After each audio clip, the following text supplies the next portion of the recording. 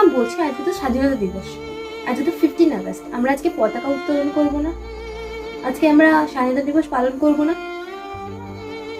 হ্যাঁ, স্বাধীনতা দিবস আজকে তো আমরা জানি, কিন্তু বলতো আজকে কি আমরা স্বাধীন? তুই বলতো, যদি আমরা স্বাধীনই হতাম তাহলে একটা মেয়ে কিভাবে ওরকম নির্যাতিতা হলো? তাহলে সেই নির্যাতিতা মেয়েটার কোনো জাস্টিস পেল না। নির্যাতিত হবেই বা কেন? যদি আমরা দেশ স্বাধীনই হতো। মেয়েরা এখনো স্বাধীন না, এখনো পরাধীন।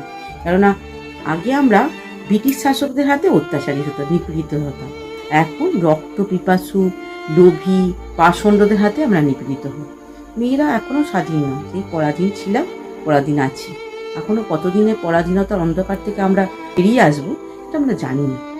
আদৌ বেরোতে পারবো কিনা তাও জানি না। এখনো আমরা স্বাধীন, এখনো আমরা পরাধীন। আমরা এখনো রাত্রিবেলা রাতের অন্ধকারে বেরোতে পারি না, রাস্তায় হাঁটাচলা করতে পারি না স্বাধীনভাবে।